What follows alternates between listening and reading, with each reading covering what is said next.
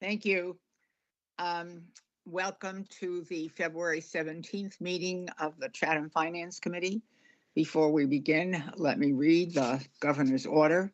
Pursuant to Governor Baker's June 16th, 2021 signing of an act relative to extending certain COVID-19 measures adopted during the state of emergency, including the extension of his March 12th, 2020 order suspending certain provisions of the open meeting law, general law, chapter 30A, section 20 until April 1, 2022.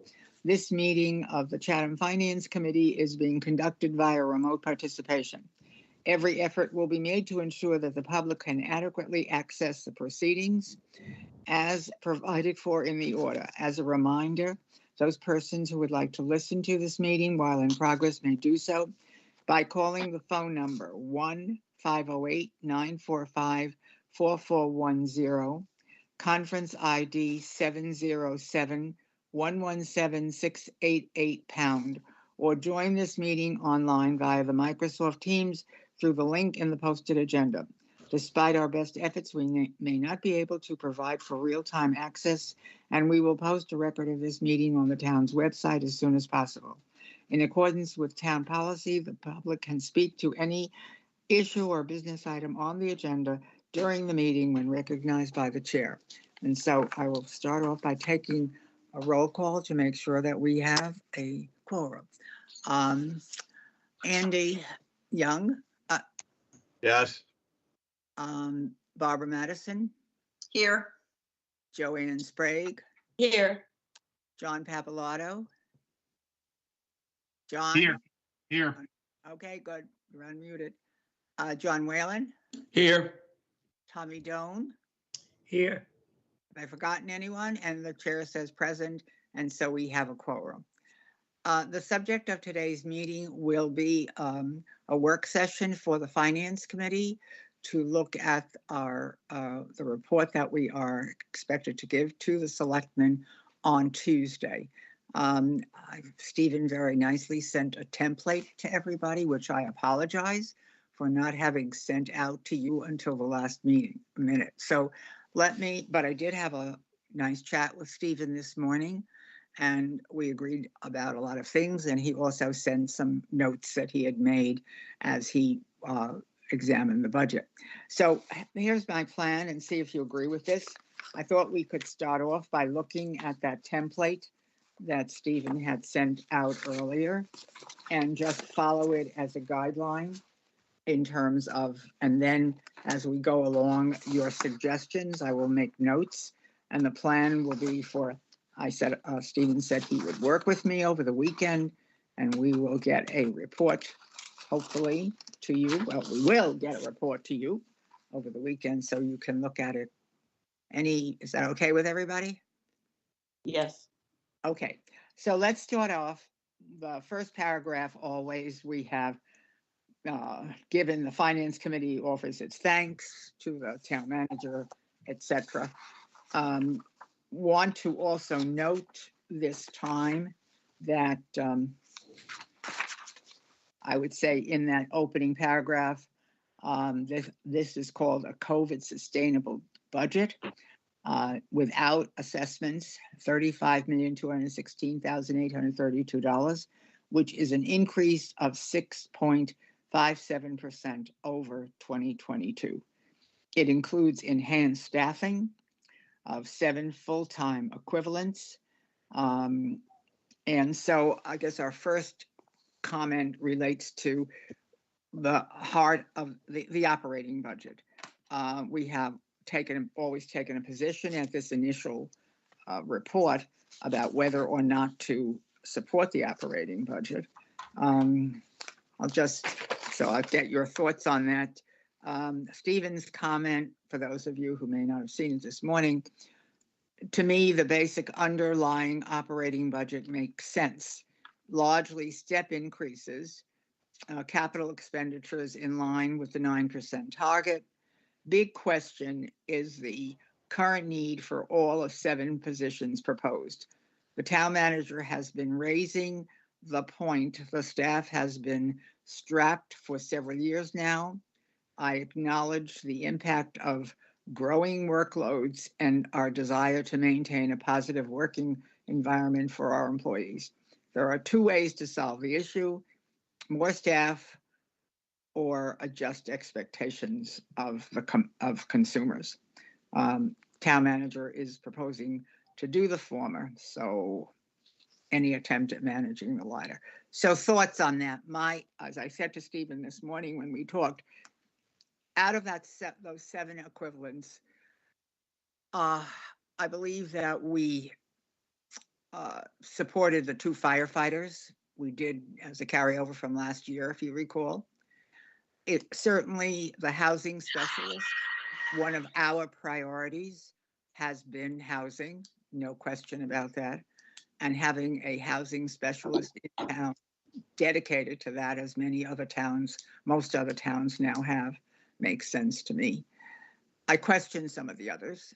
And so do we want to, as Stephen pointed out, support the operating budget, but raise the question of the staffing? And as we've been going through, one of the things that has struck me is that, we heard from the department heads, and we could go through all of them, and the Chief Polina, Chief DePasquale, about the strains on their employees. So Barbara, you had your hand up.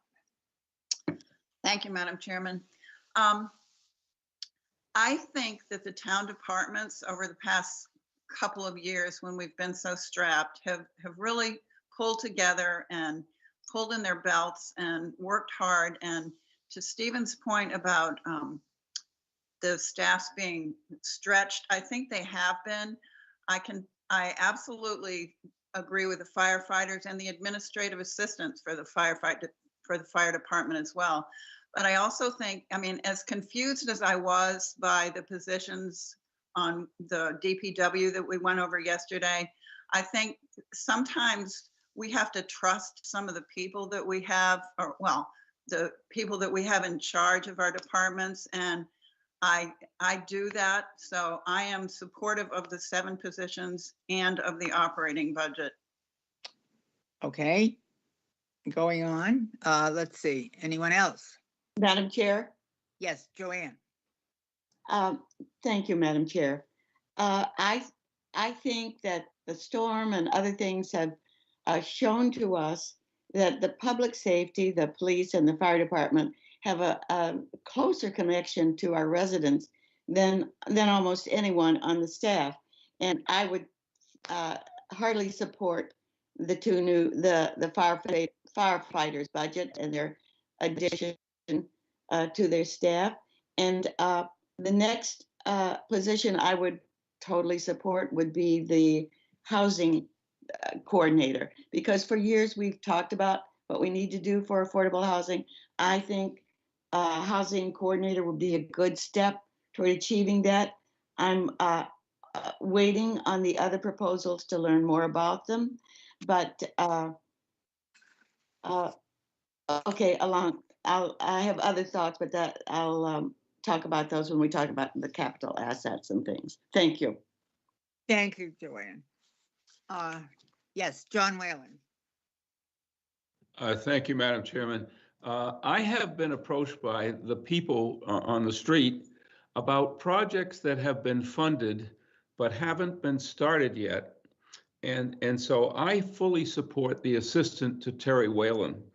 I think that we would get to projects which we have all approved and town meeting has approved and funded, but are just sitting undone because of the amount of work that he has on the projects that he has. So I fully support the assistant to Terry Whalen. Thank you. How about other positions, John? John, other positions? I certainly support the firefighters and their secretary. I certainly, I'm not totally convinced about how the DPW is working, but I'm like Barbara, I'm willing to trust them. And the housing specialist is particularly important. So I probably support all 7. Okay, thank you, John. Anyone else? Hand up, Andy. In general, I support all 7 as well. I think that but I'm maybe a little more selective in the sense that clearly the firefighters and the part-time secretary are important for the fire department. I agree very much with Joanne that this is an outfit that is very close to our citizens. We need to take care of it. We also have, and the housing as well, the ones that I'm a little uncertain about are areas where we may also have a problem with workload that we don't get to control. For instance, conservation permits, land development permits, building construction permits. A lot of those have state mandated time limits within which the town has to respond. Otherwise, the permit is considered to be constructively granted, for instance, for a lot of the conservation permits. If we're having trouble staying within those time limits, then we have little choice but to, put more manpower at it, to try to make sure that we don't, run across those constructive grants. Now, I know that in conservation that is in effect for conservation permits, which has me looking at the, assistant conservation agent, wetlands permit coordinator. And I know that the question of the time limits came up in Dr. Bob's presentation. Community development, because of our housing emphasis, I think it's about time we did that. We've been kind of limping along with a part-time paid position. I'm not entirely convinced about the information technology piece. It seems to me we didn't hear much about that, or at least I don't recall hearing much about it. And then there's the changes as a result of the reorganization. The town manager is proposing, in a sense, a fairly major reorganization between DPW, parks, who's taking care of the cemeteries, and who's taking care of recreation and beaches. I guess I default to saying, on the net, those are relatively expensive, but I believe having a chance to fulfill the town manager's plan is going to make that worthwhile. There is at least implied in her presentation that we could see some downstream efficiencies, and those are very attractive. Yeah, I think one of the things, Andy, to go along, which I think was important, we've been hearing a great deal from the community this past year about the condition of our cemeteries. And so I think bringing the maintenance in-house to do that, and also hiring somebody to make sure it gets done. We heard things like computerizing it, the public being able to access the cemetery, the plots, know where they are, know where your family is quite attractive. I mean, and something that the consumers seem to want. So I think the emphasis, the newer emphasis on the cemeteries is important. Anyone else? Thank you, Andy. Okay, so overall, I think we. All right, Madam Chairman. Yes, Tommy, sorry. Yeah, thank you. Thank you, Madam Chairman. I go along with everything that everybody else has said. I really don't have anything new to add, but I think my strongest point would be taking care of the citizens of Chatham. I think the safety of the citizens is one thing that we can help the town do. Thank you.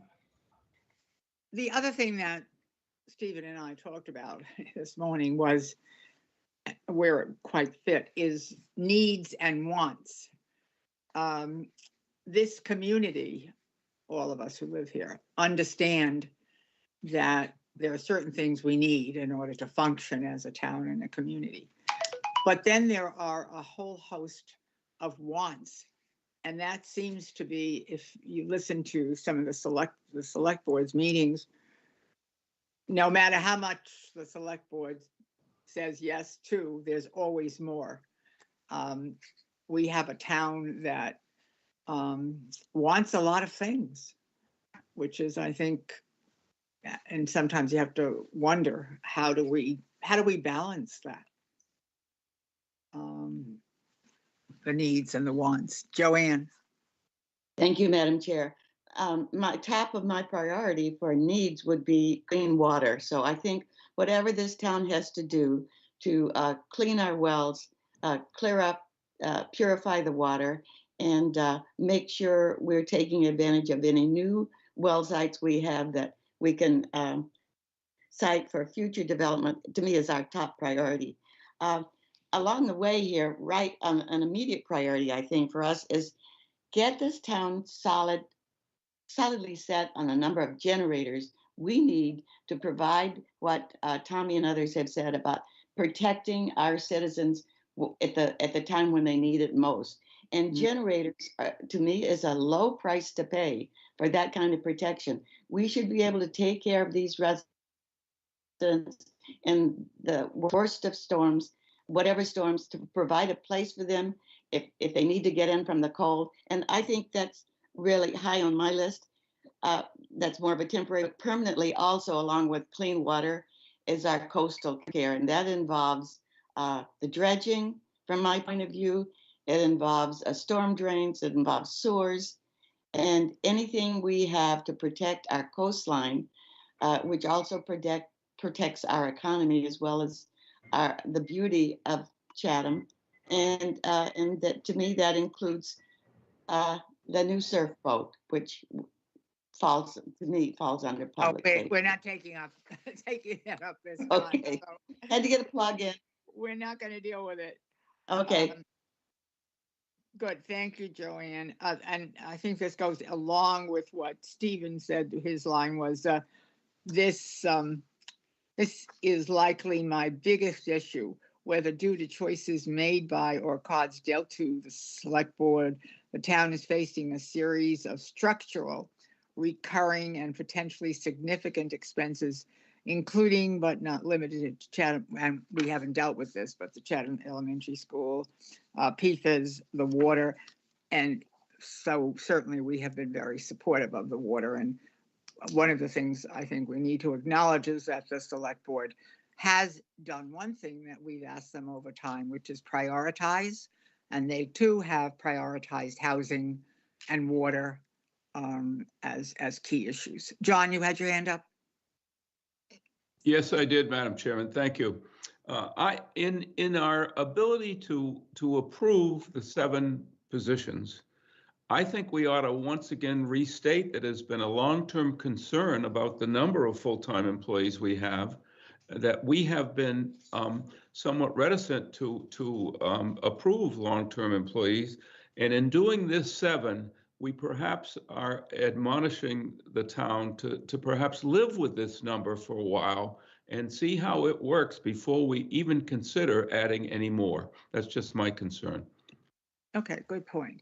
So we could, what I hear is we will approve the operating budget, but raise some issues that we have about the 7 full-time employees, that we recognize that we have not added employees for a time, but as John points out, that we don't add any more in the future, and see how these work out before we attempt to go further. And I also am a little concerned that we haven't received job descriptions on some of these. I mean, some of the department heads did a very good job of explaining why they needed someone. Go along, Andy, with your point.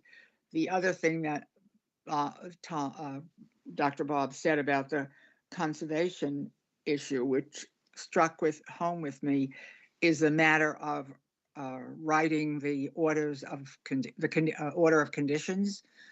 Every one of those, you're familiar with the work of the Conservation Commission, but every one of these, when they come to a decision, have to have written an order of conditions. This is a long document, and for many years, the members of the Conservation Commission wrote them, but they're not doing that now, according to Dr. Bob. They do put in a lot of time. they do site visits, and then, of course, all the hearings and the deadlines and the state mandates. And so they've opted now not to write order of conditions, and it's fallen to the staff. And Andy, that's a big job, right? I mean, you know.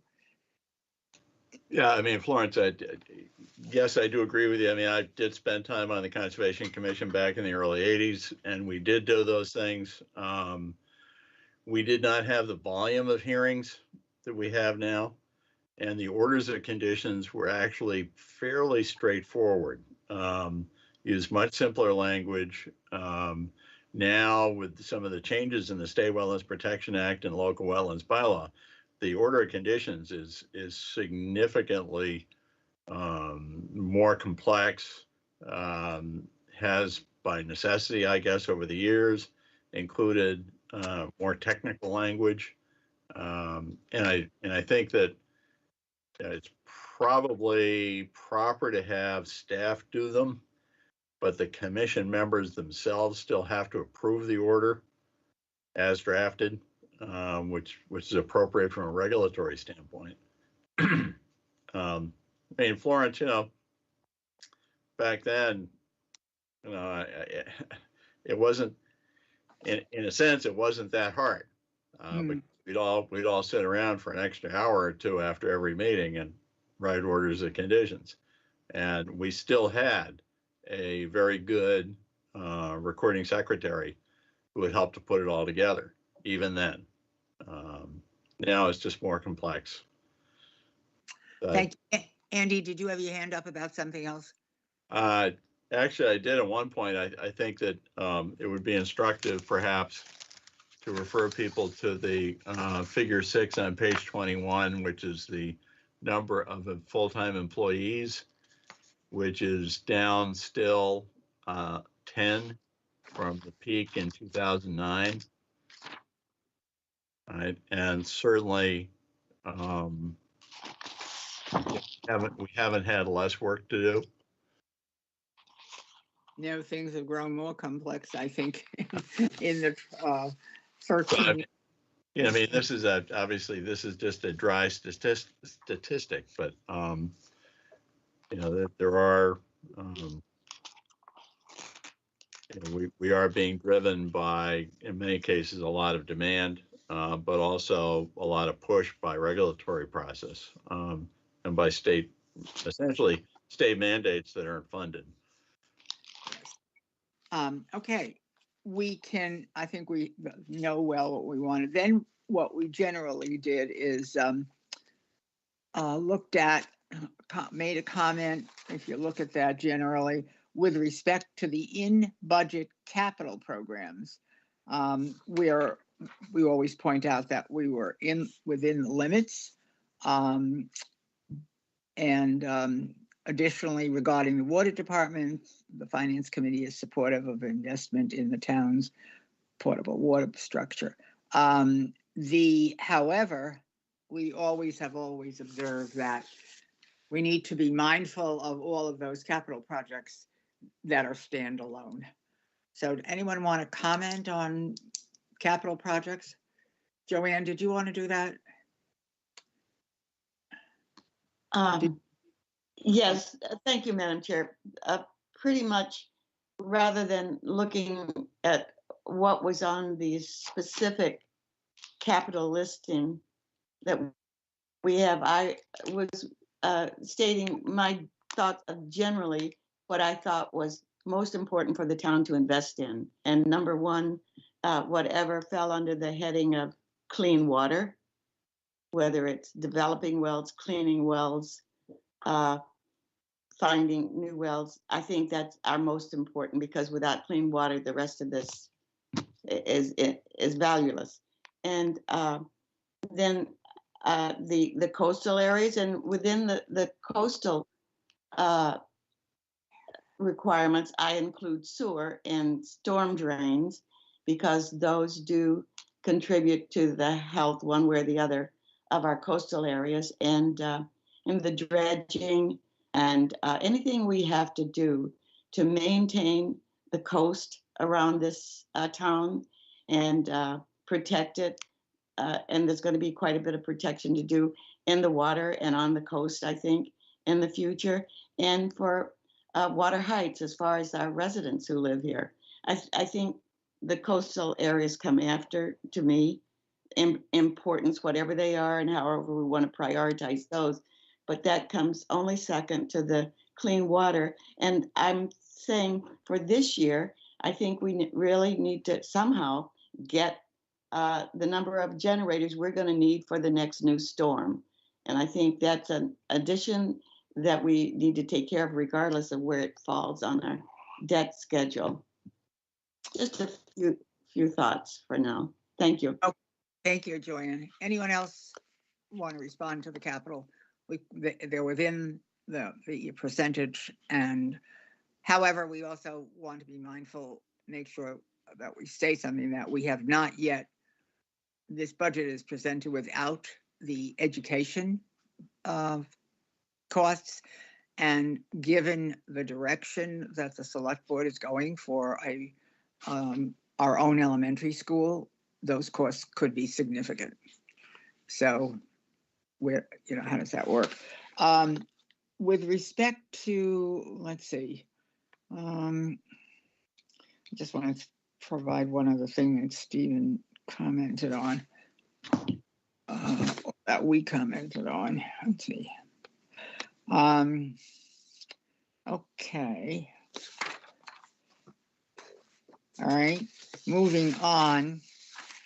We always, we did talk about the town workforce stress and quality of life in previous budgets, in previous reports, and I think we have said we want to acknowledge that again. And I think we also want to acknowledge that for years, this finance committee has been urging the select board to set priorities, and indeed they have done that, as we pointed out: housing, water, education. Andy, you had your hand up.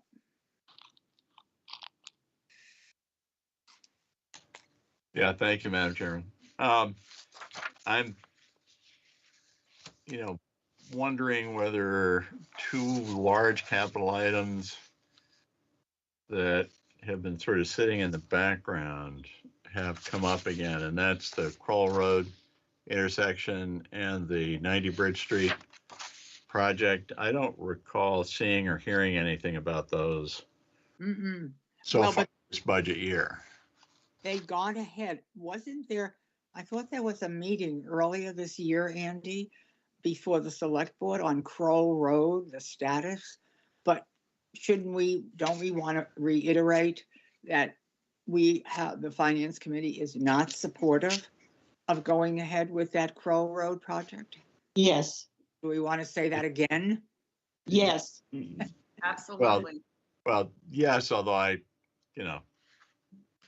can also say absolutely definitively that we support, desegregation and the freedom of slavery and all that. I mean, come on.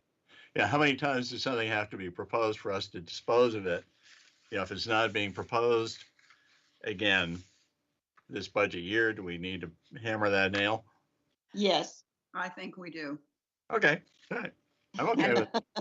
Yeah, but I don't remember seeing any of it coming up. That was my point. Yeah, but I think there was a hearing. I can check with, Alex may remember, or check with one of the select board members about a status report. So they're continuing to hear from the Department of Transportation, which to me sounds like they're moving. And then the other thing, the Bridge Street, of course, we support the Upweller, but not at the cost. Right. No question about that. And that's been quiet. I don't know whether they're, and Bob, we didn't ask Dr. Bob anything about that. I guess we could go back and do that. John, you have your hand up. Thank you. Steve, at some point suggested that a private upweller might be a consideration. We've heard nothing about that either way, from the Shellfish people, from anybody else. Apparently in Harwich, they have a private upweller built and operating, and it came without cost to the town. So I'm just wondering if we aren't missing something when we don't discuss that. Okay. Sounds great. Yes. The other, yeah, and so again, where the status of that project, we don't know, and we actually didn't ask, but of course we can do that for later on and see where we are, John, about hearing about that. The other point that Stephen and I talked about was contracting out the harbor master's request to contract out for the pulling up of the piers and lowering and then bringing them down again. How do you feel Madam about this? Yes, Ms. Barb, thank you. Before we move on, I just wanted to say, I think I heard somewhere recently that that the selectmen had agreed 3-2 to go ahead with pursuing that Kroll Road intersection. And I think it's important that we do beat that dead horse again, because even though it's something that the state is going to be paying for, I think every time we say yes to something, we end up paying for some of some costs, all the costs until it gets to fruition. And if we don't want that intersection, and we don't want to, we're considering all the other things that we have to spend money on, I think we should have them revisit that and perhaps change their minds. And in terms of the upweller, that is, if it continues to be done by the town rather than by a private entity, as John has suggested and Stephen, that's part of the waterfront infrastructure bill, is it not? yes. One thing that's beginning to be very bothersome to me is that when town meeting approves, let's say $11.3 million for waterfront projects, that all of a sudden we start spending half of that on one project, and we've got 3 or 4 others that I suspect they're going to come back and ask for more money for. I think we need to have people know that when we approve a certain amount of money, they need to stick within that budget. They need to get a budget for what it is that they want to do. And if the costs are becoming greater, then they need to figure how to pare back the program so that they fit within the budget costs. Okay, good point, Barbara. I will, in other words, under waterfront projects, the town approved a certain amount of money. We don't support coming back to the town for more money for these Correct. projects. Pare back the projects. Madam Chair? Yes, Alex? It's Alex, yeah. Just a couple of points. Yeah, we can get you updates on the Kroll Road intersection and 90 Bridge Street. Okay. There will, we're not proposing any fiscal articles for this town meeting warrant. So I just, want to make sure that the committee is aware of that. So that's not there. And we can also get you an update on the waterfront bond projects as well. Alex, I don't think the committee, I know the committee is aware that there are none for this year, but if we continue with the Kroll Road project, it could be for next year. So I guess what we're saying is our committee has been supportive of dropping that project entirely, Right. whether it's next year or 5 years out, Yeah, understood. Yeah, I guess so. Okay, good. Stephen had a point, and Alex, are you on? Alex? Yeah, I'm on by the phone. Yep, I'm here. Okay, Stephen made a point, and he and I talked about this. Can the installation, the harbor master has proposed in the budget, Dr. Duncanson, paying for putting the floats out and bringing them in, the piers and the floats. Can this be paid for by the Waterways Improvement Fund? Can we recommend that? We've actually increased the contribution from the Waterways Improvement Fund to fund the general fund for that very purpose. Oh, okay, good. So I think we will make that point that's how we think it should be funded. Okay. What else do we want to tell the selectmen? Select board, sorry. Joanne? Thank you, Madam Chair. Leaving capital projects for a moment and just going to other social issues, let's put it that way.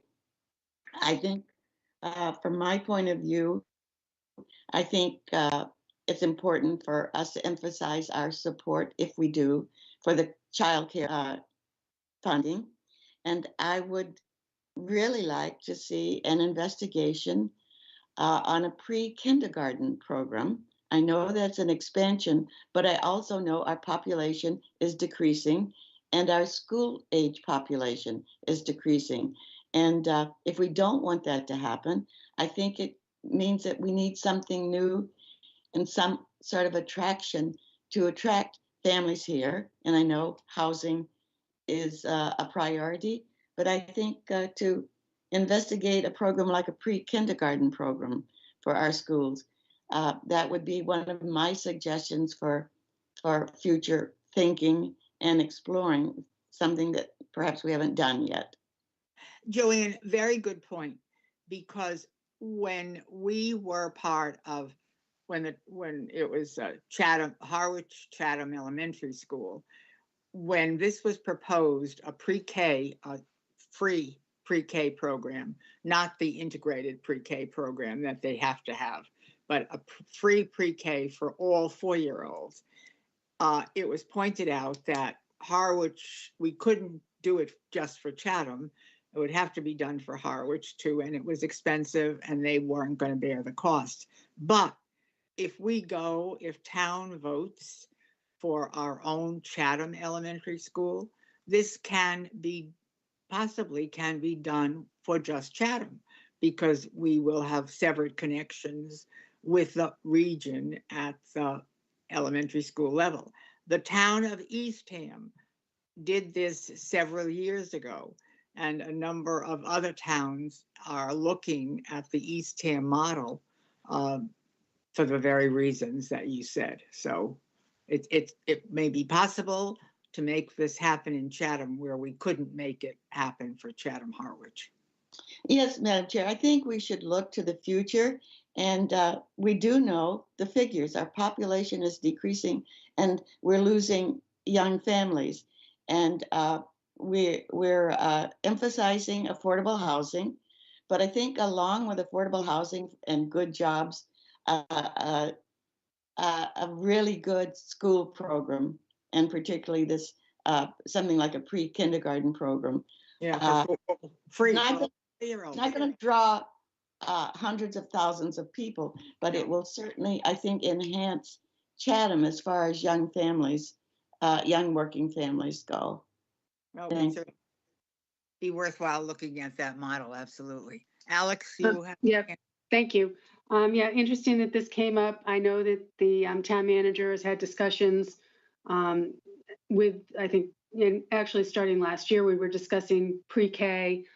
Actually, I think it was prior to when COVID hit. So this is on the radar screen. So I think it's important that the committee, highlights this as a priority because you may well see something in regards to this for the annual town meeting warrant. It just has not been brought before the select board yet. So I don't want to get too far ahead of us. Right. And there is a coalition. It's called the Common Start Coalition across the state of Massachusetts. There's a chapter on the Cape. There's chapters all over that is pushing a bill supported by Julian Sear and Senator Moran and a number of our representatives that would make childcare free in this state. Have an interesting, so there is push for this, not just locally, but also statewide, big time. So I was struck by the fact that the Boston Globe had an article and said that the state of Alabama spends more money on their pre-K programs than the state of Massachusetts. Oh, pretty sad. Barbara, you had your hand up.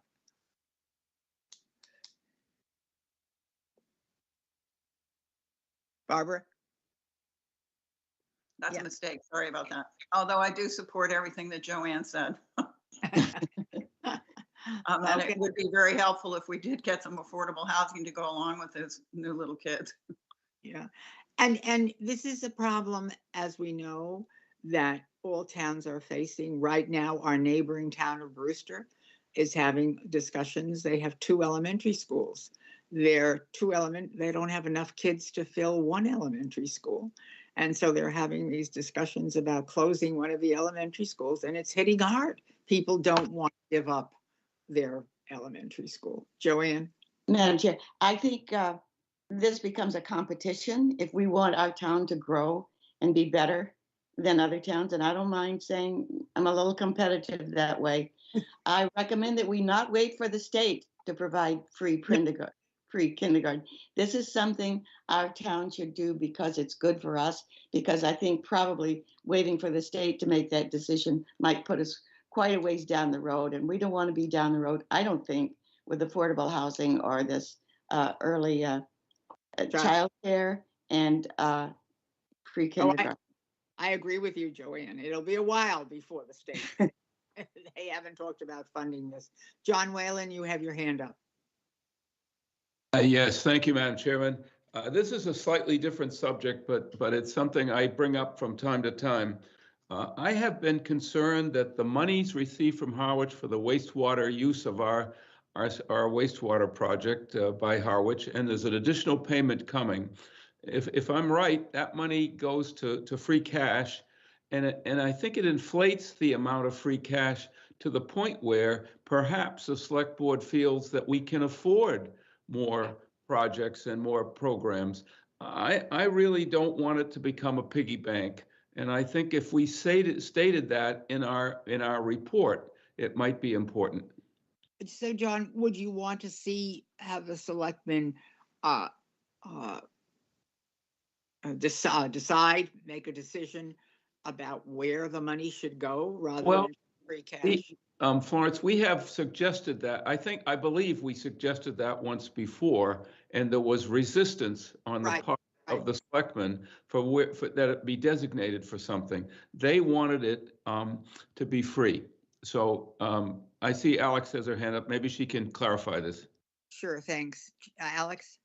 Yeah, a couple of years ago, I think we did suggest having a wastewater capitalization fund, capital stabilization fund. So those funds would go for future wastewater costs.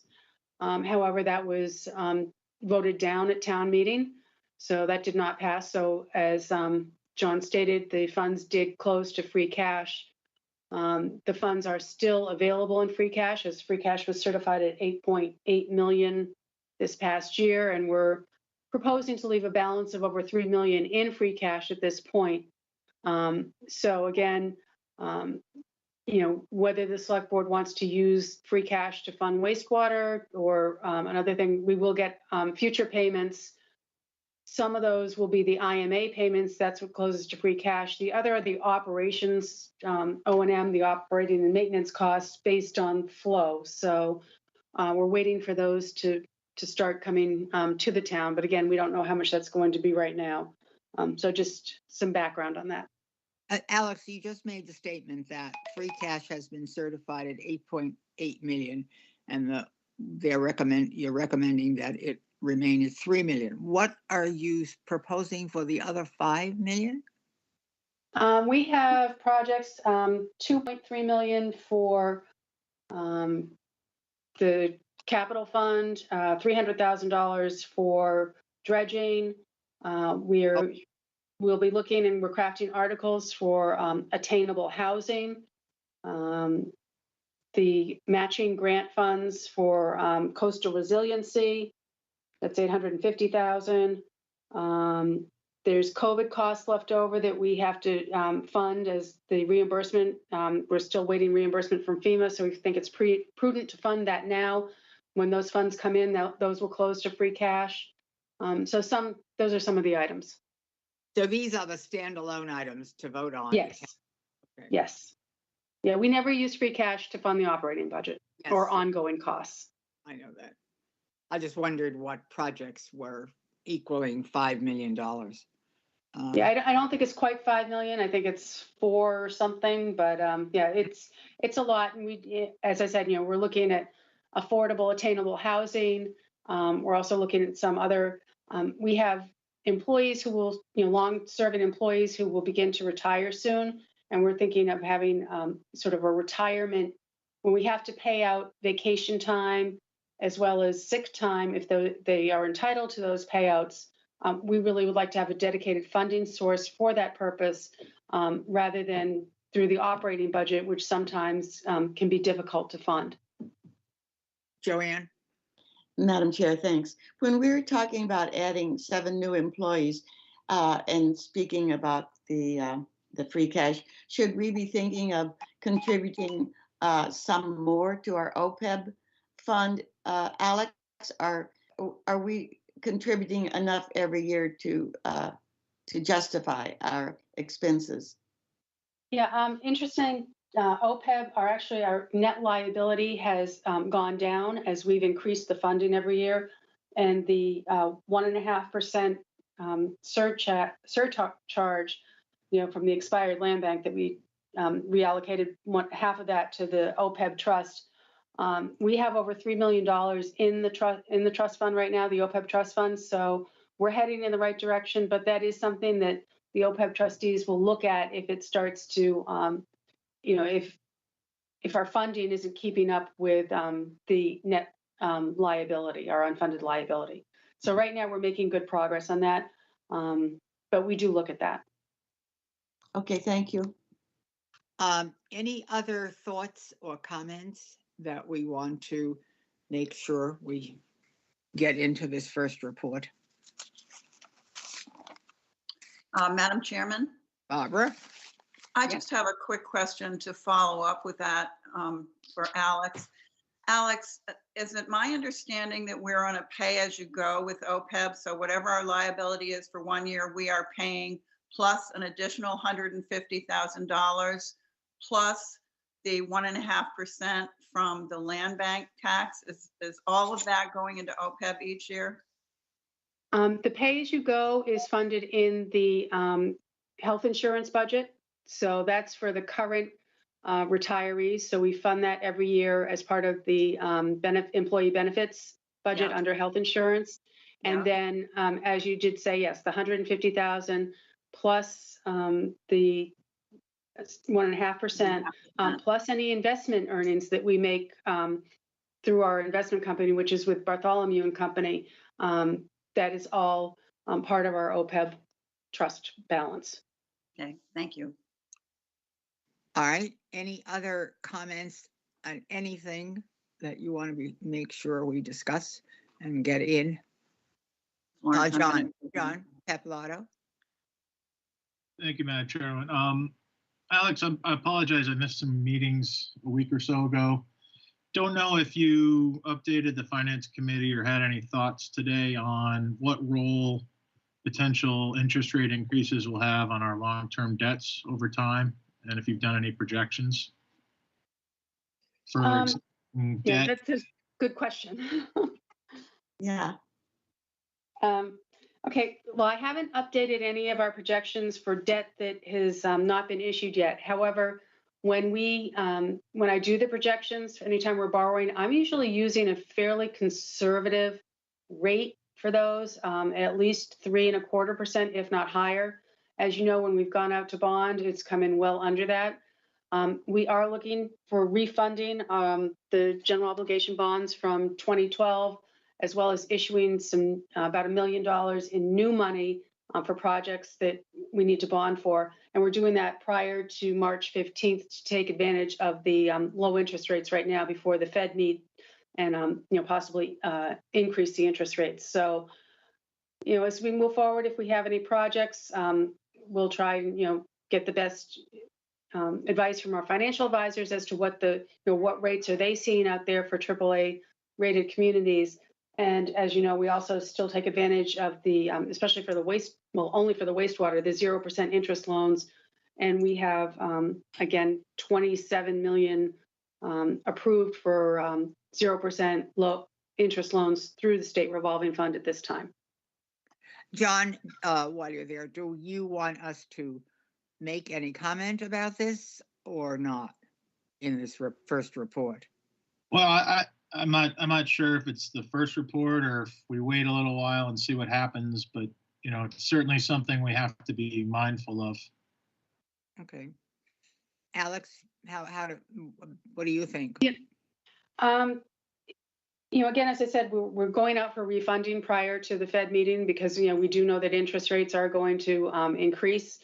Unfortunately, we can't bond for projects that, aren't going to be completed within 2 years, or for which we don't have any authorizations.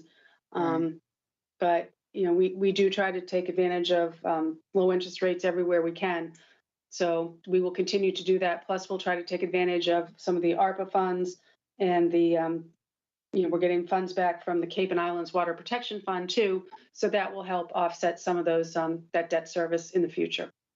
Now, Alex, do you watch the rates, or do our financial advisors? I'm sorry? Do you watch those rates, or do our financial advisors? Both. Both. But I usually, when we're looking to issue, or if I'm trying to do a projection in the future, I'll reach out to them to see, what other communities have received for rates on sales of bonds, recently, so we have a good idea of what Chatham could expect. Okay, thank you. John, anything else? No, not at this time. I generally agree with what the rest of the committee's been talking about. Andy, you have your hand up. Thank you, Madam Chair. Would it make we've talked around a little bit, the idea that that we can add staff or adjust expectations of consumers. And a little bit of a twist on that is by adding staff, also what should the consumer's expectations be? Is the town manager going to attempt to put any of that in her budget message? This is a little bit along the same lines of my previous comment about constructive grant on certain land development permits, things of that nature.